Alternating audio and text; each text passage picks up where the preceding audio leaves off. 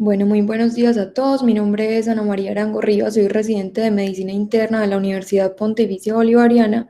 La charla de hoy es acerca de lesión renal aguda y de rhabdomiólisis y el docente a cargo es el doctor John Freddy Nieto Ríos, médico internista, nefrólogo, magíster en telesalud, profesor del Departamento de Medicina Interna de la Universidad de Antioquia y pertenece al grupo de nefrología y trasplante renal del Hospital Pablo Tobón Uribe. Vamos entonces a dividir la charla en cuatro temas. Primero vamos a presentar un caso clínico, luego vamos a hablar de cuál es la definición, la fisiopatología y las etiologías de la lesión renal aguda asociada a rhabdomiólisis, cómo hacemos el diagnóstico y finalmente cómo hacemos el tratamiento. Vamos a empezar entonces con un caso clínico. El paciente tiene 51 años, vive en Frontino, no tiene antecedentes de importancia y consulta al hospital de Frontino porque tiene un trauma cerrado por aplastamiento con un árbol que le compromete el abdomen y el miembro inferior izquierdo. Lo remiten entonces a Santa Fe de Antioquia, él ingresa ya inestable con una fractura abierta de tibia y con signos de irritación peritoneal. Deciden llevarlo a cirugía urgente, una laparotomía exploratoria, donde encuentran hemoperitoneo, lesión esplénica grado 2, que está sangrando, exploran retroperitoneo y adicionalmente encuentran trauma renal grado 4, realizan nefrectomía izquierda y adicionalmente esplenectomía, lavan la cavidad y finalmente cierran la pared abdominal. Inmovilizan la fractura abierta, lo transfunden con 2 unidades de glóbulos rojos, inician manejo antibiótico con cefazolina y le administran 1 gramo de ácido tranexámico. Cuando ingresa a nuestra institución, entonces solicitan unos gases donde tiene un pH en 7, un PCO2 en 56, una PO2 184, con un bicarbonato que está en 14, un base exceso en -17 y un lactato que está en 8,9. En el ionograma tenemos un sodio en 139, un potasio que está en 7,69 y tenemos adicionalmente una CPK que está en 4.441, un BUN, una creatina que está en 3, un BUN que está en 26,8 y en el hemoleucograma una hemoglobina que está en 12,6 con unos leucos en 31.200 y plaquetas en 158.000. Entonces, con este caso clínico nos vamos a establecer algunas preguntas y es, ¿cree usted que estamos ante una rhabdomiólisis? ¿Cuál sería la etiología de la lesión renal aguda que presenta este paciente? ¿Cómo haría usted el diagnóstico y cuál es el manejo del paciente? Estas preguntas las vamos a responder en el transcurso de la charla. Entonces, a manera de introducción, la lesión renal aguda, como hemos visto en charlas previas, es una causa frecuente de morbilidad y de mortalidad y la rhabdomiólisis corresponde al 15% de los casos. Por lo general son pacientes que tienen recuperación de la función renal, sin embargo, sí tienen mayor riesgo de presentar una enfermedad renal crónica. En Estados Unidos se estima que más o menos 1 de cada 10.000 personas pueden tener un episodio de rhabdomiólisis en la vida. Entonces, ¿qué es la rhabdomiólisis? La rhabdomiólisis va a ser entonces un síndrome que se produce por la lesión del músculo estriado, que esto va a producir entonces necrosis y con ello la liberación a la circulación de los productos intracelulares del músculo, entre ellos la CPK, aldolasa, LDH, ALT, AST, como veremos posteriormente. Toda esta liberación de sustancias es lo que nos va a llevar a las complicaciones sistémicas y a las manifestaciones clínicas de esta enfermedad. Y con esto vamos a ver que se pueden afectar varios órganos a distancia, entre ellos de principal importancia el corazón y los riñones. Otro término importante para mencionar antes de empezar con el tema es la hipersecaemia. Ese es un término que se utiliza principalmente para formas leves de rhabdomiólisis o en casos en los que hay una destrucción muscular que es intermitente o crónica. Los pacientes por lo general van a tener pocos síntomas y no progresan a insuficiencia renal aguda. La mayor parte de estos casos vamos a ver que está inducido por un factor previo, por ejemplo, ejercicio físico intenso, pacientes que tienen consumo de alcohol, consumo de drogas o en algunos casos algunos medicamentos, por ejemplo, las estatinas y en casos de patologías de base como las miopatías inflamatorias. En cuanto al espectro clínico, la clínica puede pasar desde inadvertida hasta complicaciones graves, entre ellas resaltar las arritmias cardíacas, el síndrome compartimental, la coagulación intravascular diseminada y la lesión renal aguda, como veremos en esta charla. Entonces, ¿cómo es la fisiopatología de esta enfermedad? Vamos a ver que principalmente se produce un trauma directo en la fibra muscular y con ello lo que se va a generar es una depresión de ATP. Estos dos fenómenos lo que van a ocasionar es un incremento en el calcio intracelular y vamos a ver que luego de esta destrucción muscular se van a comenzar a liberar en la circulación tanto mioglobina como algunas enzimas, entre ellas resaltar la creatinquinasa, la aldolasa y la LDH. Finalmente, estas se van a liberar a la circulación, van a dañar los capilares y van a generar fuga de líquido y edema. Esta hipovolemia secundaria que se va a producir va a causar una disminución del flujo sanguíneo renal y esto se va a asociar con la lesión renal aguda. Sin embargo, ya veremos con mayor detalle esta parte de la fisiopatología. Entonces acá tenemos en la figura A una fibra muscular que está normal, donde tenemos un funcionamiento adecuado de los transportadores y hay presencia de ATP. En la B tenemos una fibra muscular que está sin sustrato energético, es decir, las bombas que dependen de ATP no están funcionando. Y en la C tenemos ya finalmente cómo se produce una acumulación de calcio, se rompe el sarcolema y finalmente se liberan las sustancias como mioglobina al torrente sanguíneo. Entonces recordemos que en estados fisiológicos normales la concentración de sodio extracelular se mantiene principalmente por el funcionamiento adecuado de la bomba sodio-potasio ATPasa, que recordemos que lo que hace esta bomba es extraer sodio de la célula y lo que hace es intercambiar 3 moléculas de sodio por 2 moléculas de potasio. En el proceso fisiopatológico, en la fisiología normal de la contracción muscular, vamos a ver que lo que se produce principalmente es que este sodio que entra a la célula lo que hace es intercambiarse por calcio y este calcio lo que hace es que sale dependiente de un cotransportador de ATP. Aquí vemos entonces que cuando no hay ATP, estos cotransportadores no van a funcionar y finalmente lo que se genera es un aumento de calcio que aumenta los niveles de fosfolipasas y de proteasas. Finalmente, como les mencioné, cuando termina de haber la necrosis y la lesión muscular, se va a liberar entonces al torrente sanguíneo toda esta mioglobina, todo el fósforo y entre ello también mencionar importante el ácido úrico. Entonces, en cuanto a la rhabdomiólisis específicamente, la definición, vamos a ver que esta es una revisión de la literatura en donde ellos concluyen que los estudios son muy heterogéneos con respecto a la definición de rhabdomiólisis. Sin embargo, la mayoría de los autores sí coinciden en algo y es que se basan en niveles de creatinquinasa 5 veces superiores al límite de lo normal, por lo general por encima de 1000 unidades litro y otros a veces utilizan criterios alternativos para diagnosticar rhabdomiólisis. En cuanto a la clínica, no hace parte de la definición de rhabdomiólisis, sin embargo, sí es importante tenerla en cuenta. Ya veremos a continuación que se basa principalmente en dolor muscular y debilidad pues, generalizada. La orina de color T no se utiliza para definir la presencia o no de rhabdomiólisis, sin embargo, sí nos puede ayudar a sospecharla.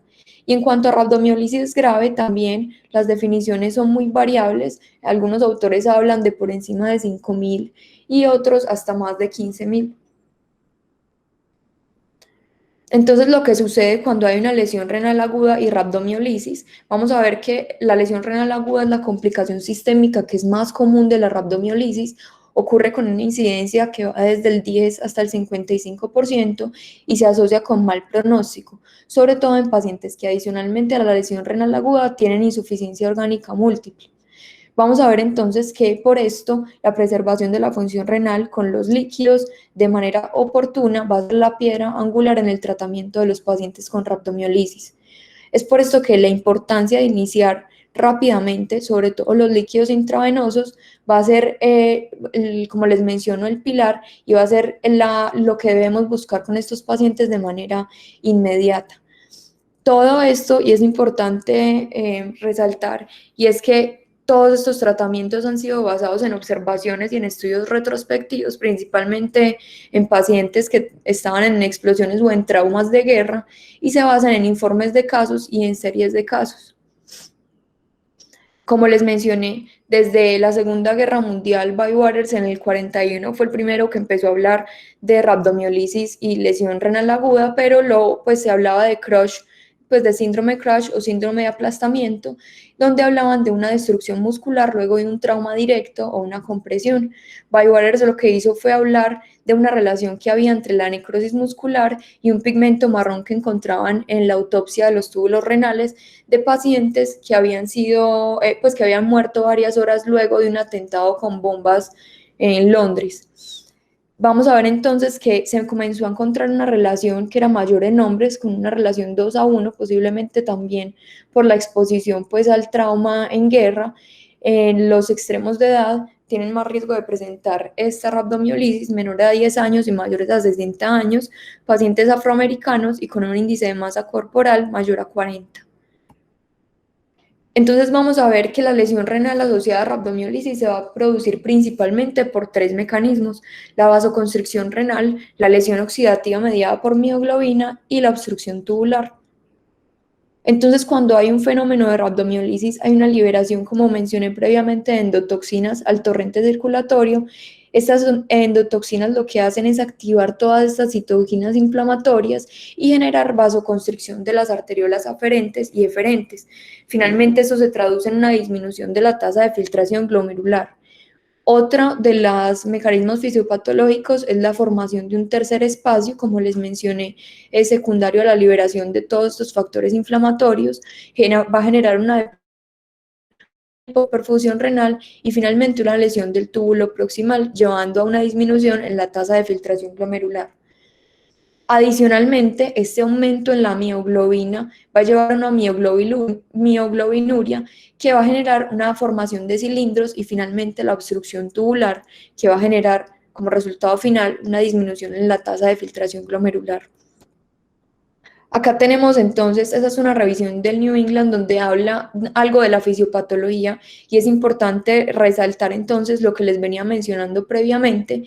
Se va a generar principalmente porque va a haber una liberación de agua a un tercer espacio y esto lo que va a generar es una depresión de volumen que nos va a activar el sistema renina-angiotensina-aldosterona.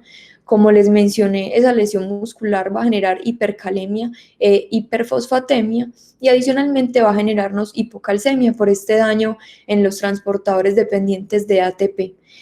Vamos a ver entonces que esa liberación de mioglobina, que recordemos que es la proteína que transporta oxígeno al músculo, va a generar un efecto que es citotóxico y que va a dar un daño en la nefrona, principalmente por un daño directo por la mioglobina, como lo que sucede con la reacción de Fenton, que es la producción de compuestos de peróxido de hidrógeno, y esto finalmente lo que hace es generar radicales libres de oxígeno que nos van a dañar la integridad del túbulo. Vemos que otro segundo mecanismo de los que sucede en la lesión renal aguda es esa peroxidación lipídica que sucede en los componentes de la membrana lipídica del riñón, y finalmente esto es un proceso que se denomina el ciclo redox y también puede producir lesión renal aguda por otro mecanismo. Adicionalmente, es importante mencionar que la lesión renal aguda produce principalmente acidosis, se va a producir en el contexto de una acidosis metabólica, y esto lo que va a hacer va a potenciar esa lesión renal aguda. Todo esto vamos a ver principalmente porque a pesar pues de que tenemos la elevación de mioglobina, como les mencioné previamente, también tenemos elevación de ácido úrico, y ese ácido úrico acá tenemos de forma importante como también puede ayudar a depositar cristales, los cuales en ese ambiente ácido que les menciono contribuyen aún más a la obstrucción tubular. Entonces vamos a hablar de cada uno de estos fenómenos. Tenemos entonces que la vasoconstricción Vamos a tener que en la rhabdomiólisis hay una disminución multifactorial de ese flujo sanguíneo renal, porque el músculo lesionado lo que hace es convertirse en, pues convierte en un tercer espacio y lo que hace es atrapar grandes cantidades de líquido. De esta forma lo que hace es generar una hipoperfusión sistémica que a su vez, como vimos, va a generar una activación del sistema renina-angiotensina aldosterona. Y por otro lado tenemos la mioglobina, que lo que hace es actuar sobre el ácido araquidónico y va a liberar sustancias como los isoprostanos, la endotelina 1, el tromboxano A2, que va a generar esto entonces vasoconstricción, y finalmente hay una disminución generalizada del óxido nítrico, que sabemos que es un vasodilatador natural.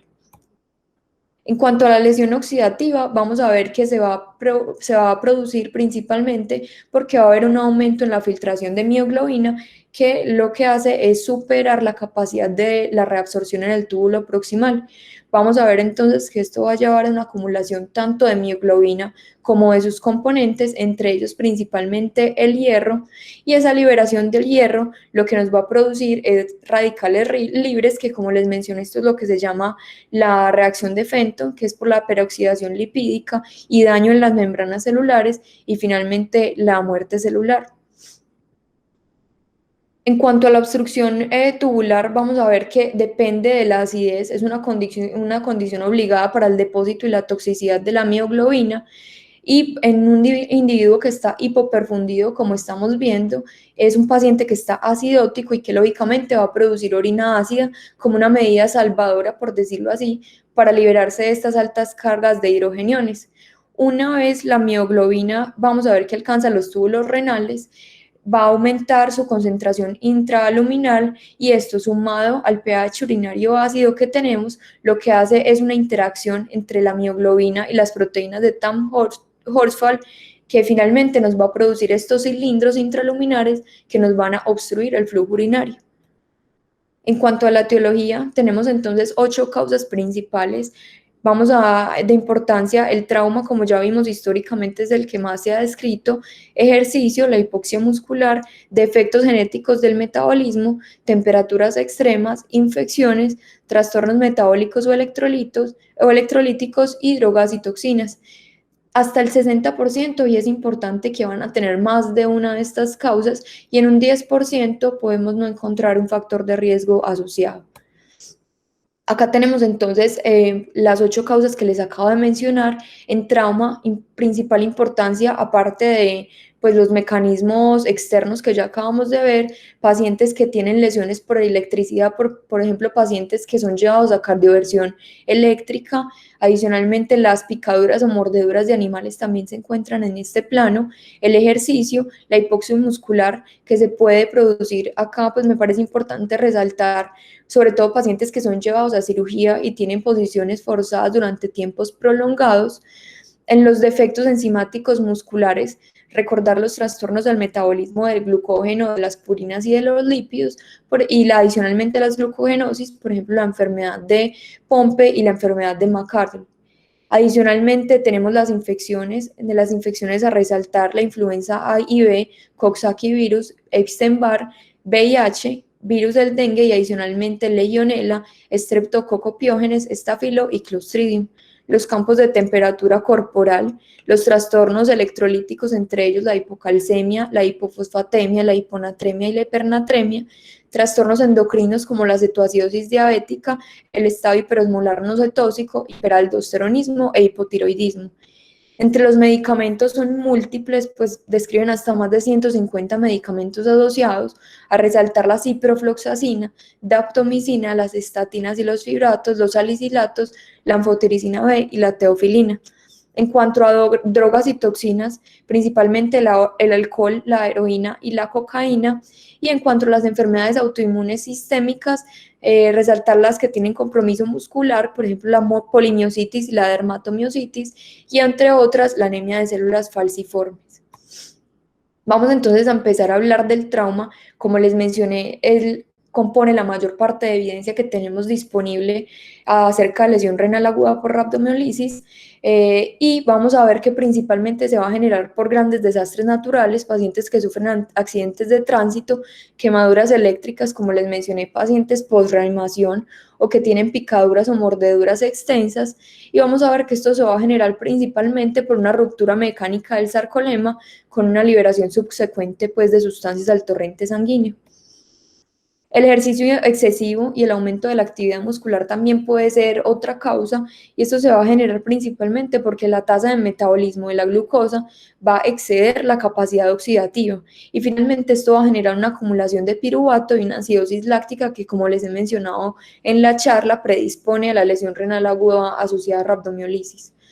Por lo general se dan pacientes que tienen un desacondicionamiento físico basal o pacientes que, que realizan actividad física bajo condiciones extremas de calor o de humedad.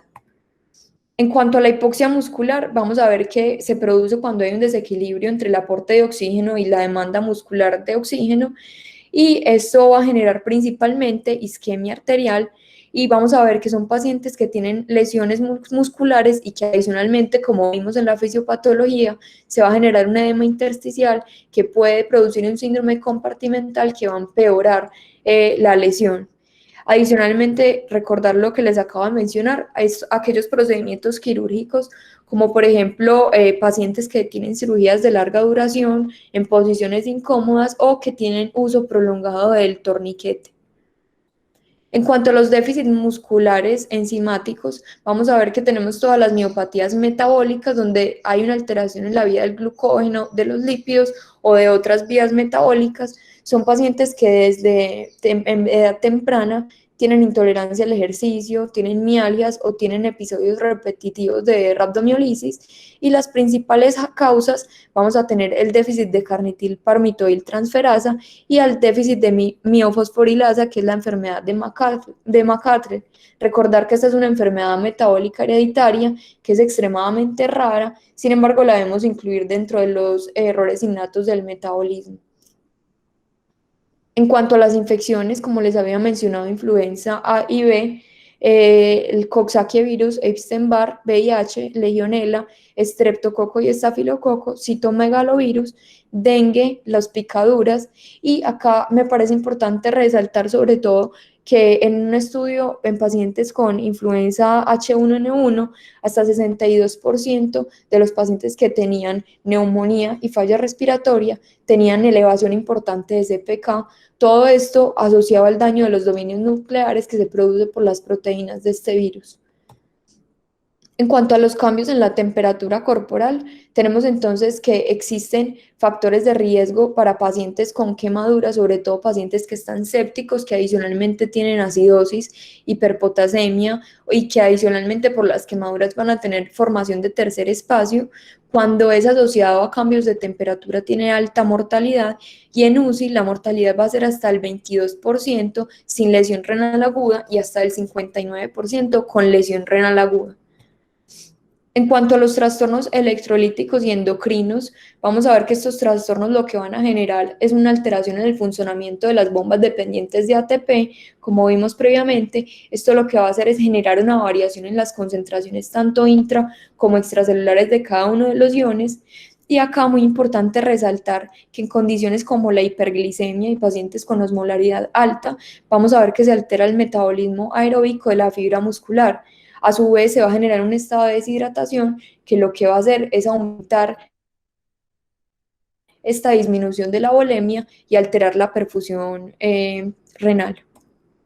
En cuanto a los medicamentos, como les había mencionado, las estatinas son las más implicadas con mayor frecuencia, más o menos hasta 1,1% de los pacientes que utilizan estatinas pueden tener pacientes que tienen antecedentes de enfermedad hepática o renal, diabéticos o que están adicionalmente polimedicados. Este mecanismo fisiopatológico de la rabdomiólisis por estatinas parece ser que es porque hay un bloqueo en la síntesis de colesterol, y esta a su vez va a disminuir el colesterol del sarcolema. Otros autores proponen que la fisiopatología de esto es que aumentan la apoptosis de la fibra muscular.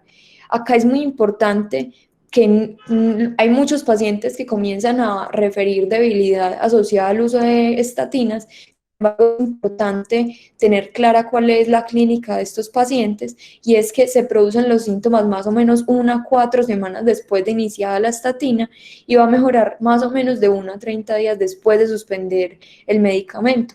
Son pacientes que tienen principalmente una debilidad que es proximal, entonces siempre tener en cuenta esta clínica en los pacientes, porque no todo va a ser toxicidad de las estatinas, muchas veces no lo es.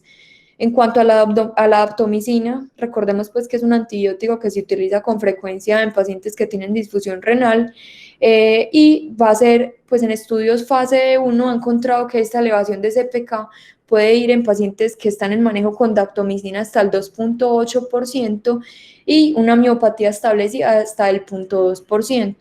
Se sugiere que se podría utilizar una dosis de 6 miligramos kilo una sola vez al día para evitar pues como este efecto. En cuanto a la ciprofloxacina, la toxicidad va a ser proporcional al tiempo de exposición al medicamento, y entre otros medicamentos de importancia tenemos los salicilatos, la teofilina, los antidepresivos y los fibratos. En cuanto a drogas y toxinas, resaltar el etanol, la cocaína y la heroína, que van a generar una lesión muscular que es directa y se va a potenciar con la inmovilización prolongada. En cuanto a las autoinmunes, recordar que todas las que nos comprometan el músculo, y se va a asociar principalmente porque hay una destrucción de proteínas del sarcolema que es secundaria a la formación de autoanticuerpos, principalmente las miositis y todas las dermatomiositis. En cuanto a la clínica, entonces vamos a ver que tenemos 3 síntomas principales. Los pacientes van a tener debilidad, dolor muscular y van a referir una orina oscura o color té. Vamos a ver que estas manifestaciones clínicas pueden ser debido a una necrosis masiva o a un daño renal. En cuanto a la necrosis masiva, entonces los pacientes van a referir mialgia, pacientes que tienen edema, rigidez, como les mencioné, la orina, anemia, y hasta un 50%. Importante mencionar que pueden estar asintomáticos o que pueden tener síntomas inespecíficos. En cuanto al daño renal, se puede producir incluso hasta 3 a 7 días después de la lesión muscular, y los trastornos electrolíticos pueden preceder la oliguria, incluso la elevación de los azoados. ¿Qué factores de riesgo tenemos para la lesión renal aguda por rabdomiólisis? Entonces, pacientes que tienen daño muscular grave, como es el caso del paciente del caso clínico, pacientes con edad avanzada, con diabetes mellitus, deshidratados, que adicionalmente tienen hiperuricemia, acidosis, sepsis, enfermedad renal crónica, pacientes polimedicados o que tienen estados hiperosmolares, como vimos previamente.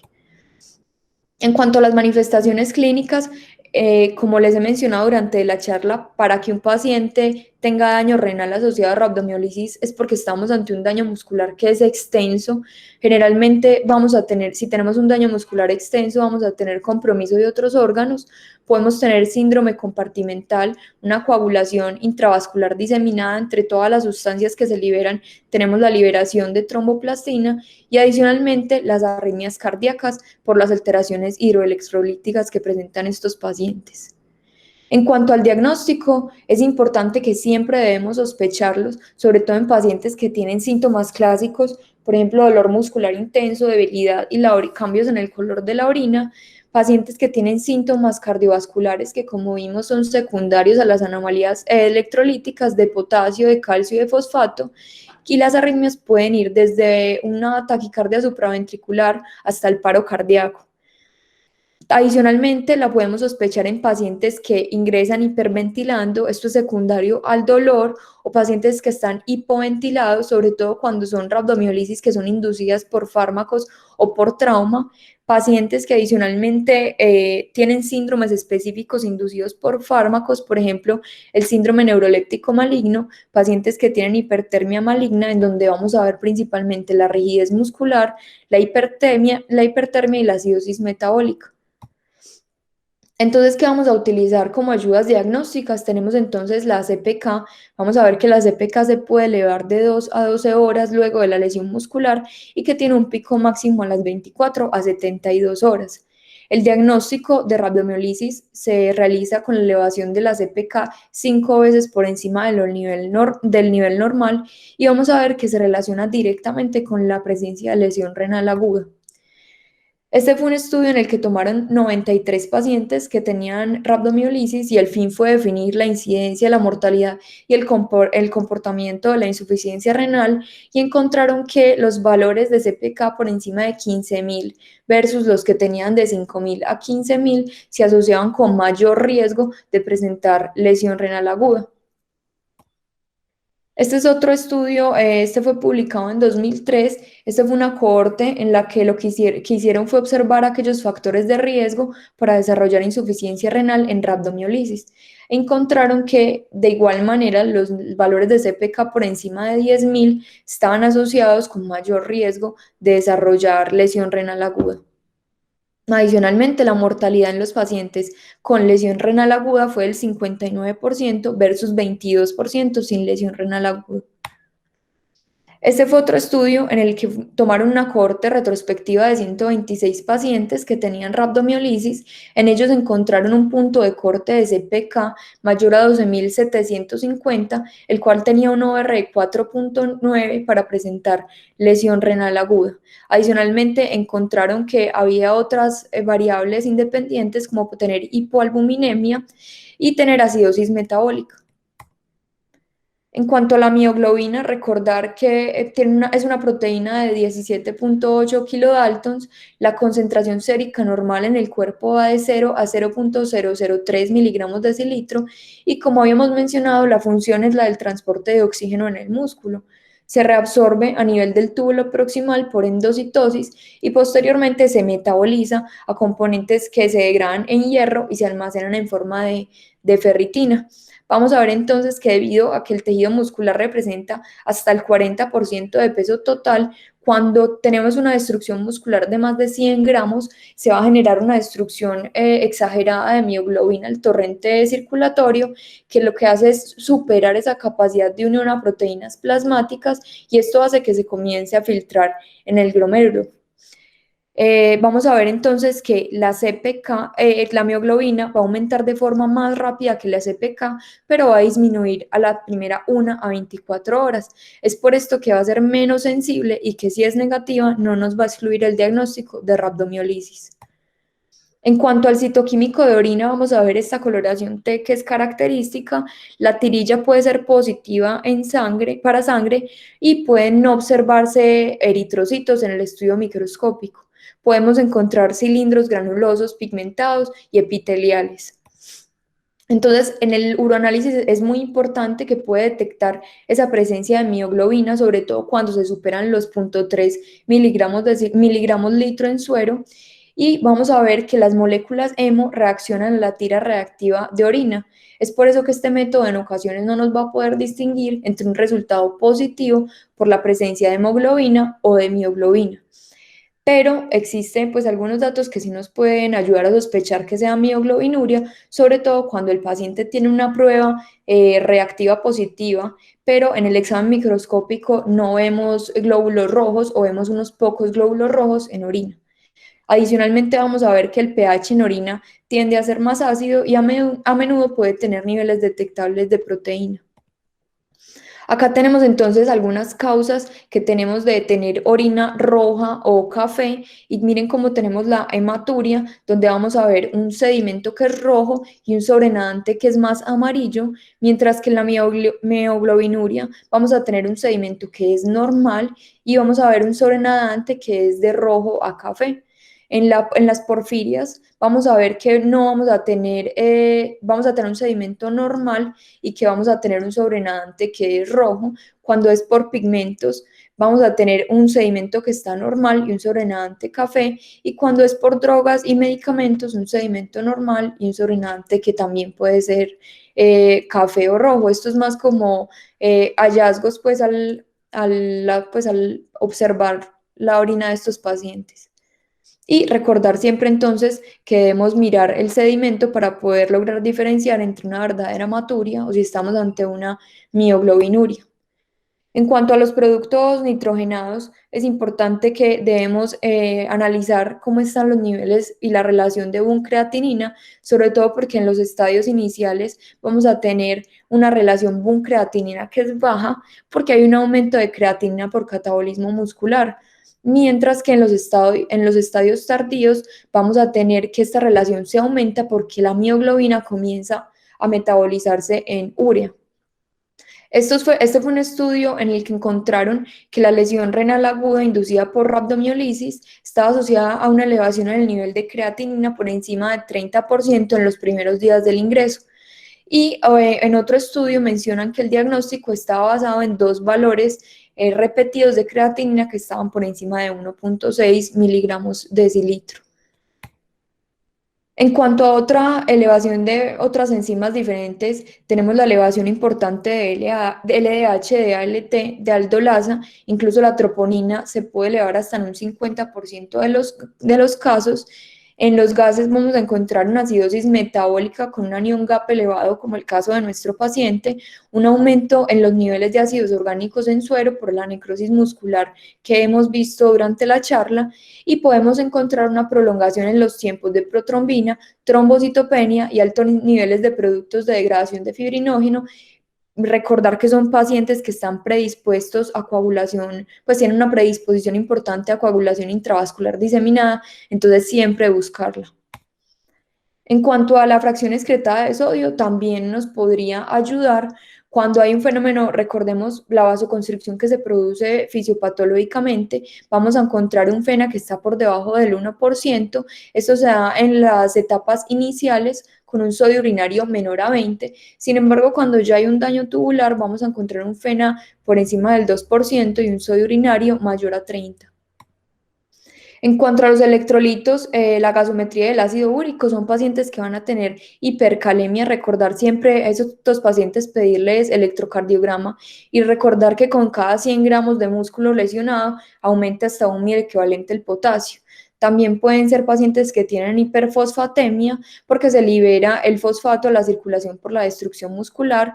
Esto va a favorecer la hipocalcemia por la precipitación y esta hipocalcemia se puede producir principalmente en los estadios iniciales y va a potenciar la cardiotoxicidad que se produce por la hipercalemia. También podemos ver que va a haber un ácido úrico aumentado que se produce por la misma destrucción muscular y la acidosis metabólica con anión GAP elevado. En cuanto al tratamiento, entonces, lo más importante es identificar y tratar la causa específica, suspender todos los medicamentos y las toxinas que estén implicadas para evitar la perpetuación del daño renal.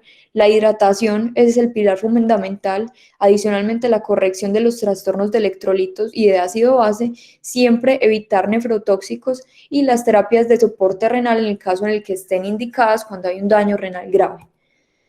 Entonces, lo que deberíamos hacer es, primero, verificar cuál es la volemia de los pacientes y determinar cuál es la causa, medir la CPK, la LDH, AST y ALT.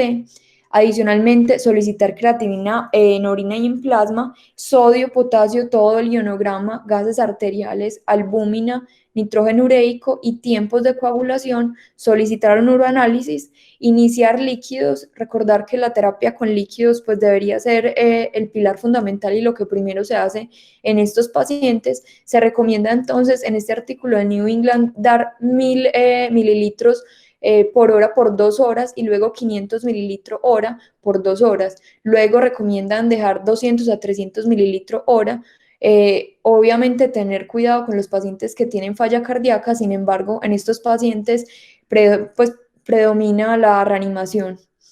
Es importante chequear el potasio cada 4 horas, corregir los otros trastornos hidroelectrolíticos, la hipocalcemia, y si el pH en orina está por debajo de 6,5, una opción podría ser dar dextrosa al 5% más 100 milimoles de bicarbonato. Ya vamos a ver las indicaciones de esto.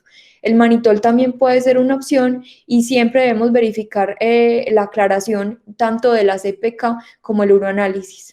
Es muy importante en estos pacientes medir el gasto urinario en 24 horas, sobre todo para ver, como les he mencionado, el pronóstico renal de estos pacientes. En cuanto a la hidratación, lo que buscamos es aumentar el flujo sanguíneo tubular, disminuir la acidez plasmática y urinaria, mejorar esa perfusión renal y los primeros días se recomiendan incluso hasta 10 litros de solución salina al día. Recordar, como les mencionaba, el estado cardiovascular de los pacientes, sobre todo cuando están en una fase de oliguria. Este fue el caso de nuestro paciente. Él en este momento está en cuidados intensivos del hospital. Y recordar que el objetivo es tratar de llevar a que el paciente tenga un gasto urinario de 200 a 300 mililitros hora. Por eso, por lo general, se trata de mantener una infusión de 2 a 3 mililitros kilo hora y tratar de lograr que la CPK disminuya por debajo de 1000. Lo ideal sería no usar ni soluciones que tienen potasio ni soluciones que tienen lactato.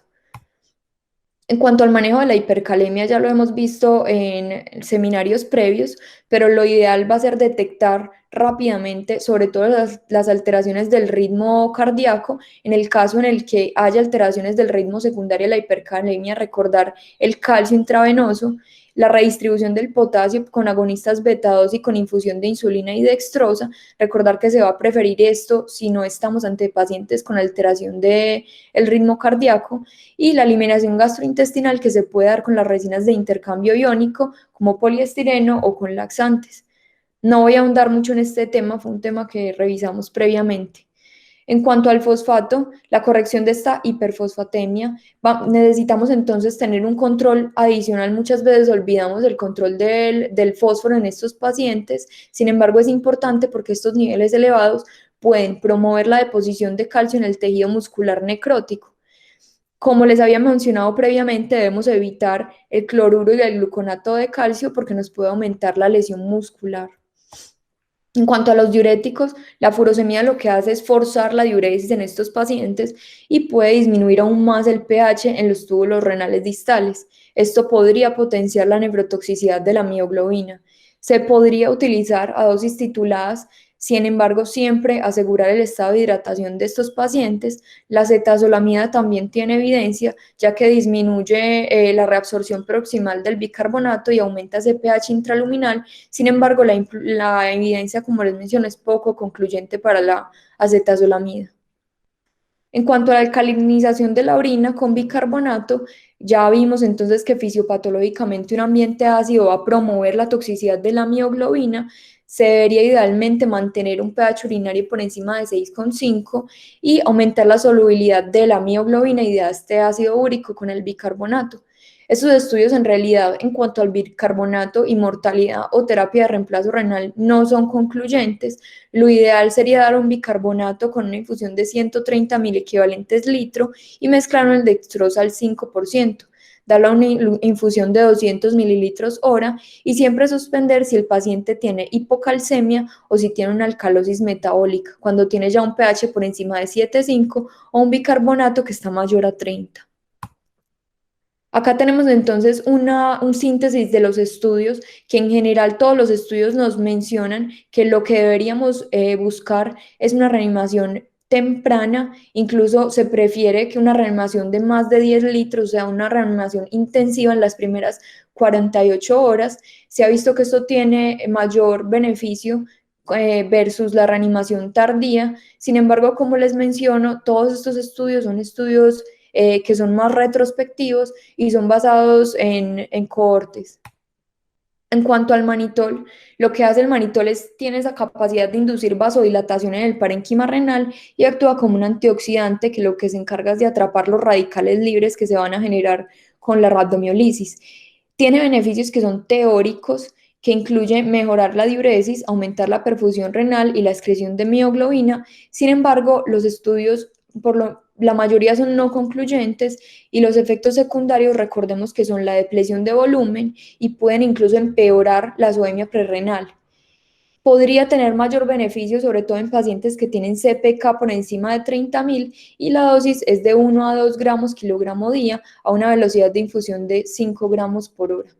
Como les mencioné, los efectos secundarios más comunes son la depresión de volumen, entonces va a estar contraindicado en pacientes que están deshidratados, hipovolémicos o que están oligúricos.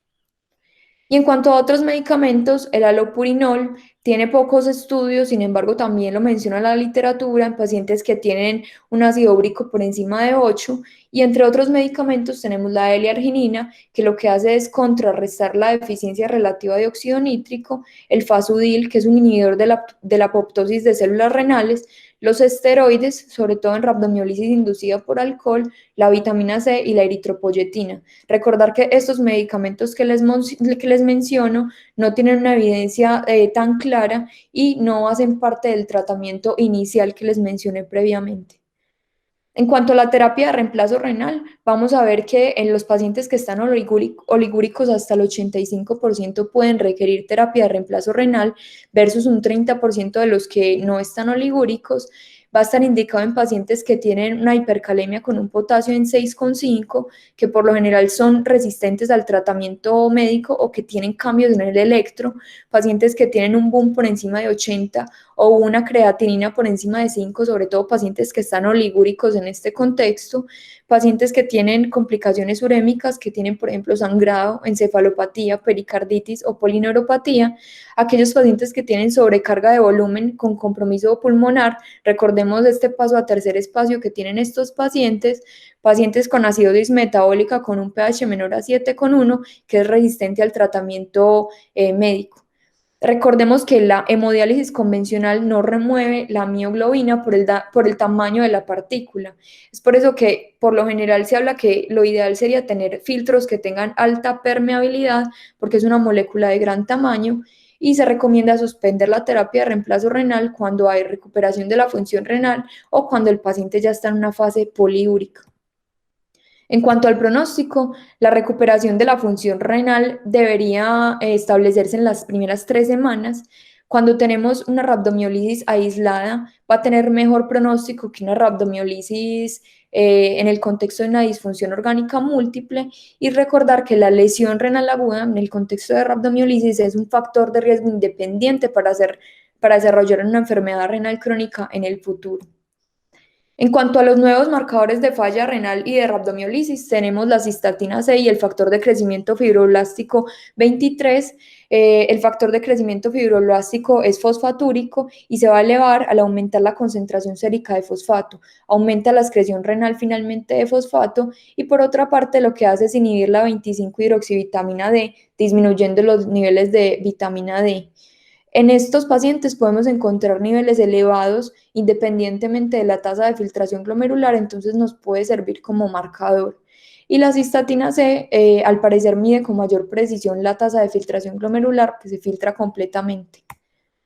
En cuanto a las conclusiones, finalmente entonces la rabdomiólisis es una complicación frecuente, no es exclusiva de pacientes con trauma o con quemaduras, ya vimos que tiene 8 causas, aunque la lesión renal aguda secundaria de la rabdomiólisis generalmente tiene curso benigno, recordar que la debemos detectar de forma temprana e iniciar el manejo de forma oportuna porque son pacientes que van a tener mayor riesgo de enfermedad renal crónica. Recordar entonces que la medida terapéutica que tiene más evidencia es la administración de líquidos endovenosos y recordar que siempre en estos pacientes la medición del gasto urinario debe ser algo estricto y no hay evidencia para recomendar las otras medidas que les comenté al final de la charla. Muchas gracias.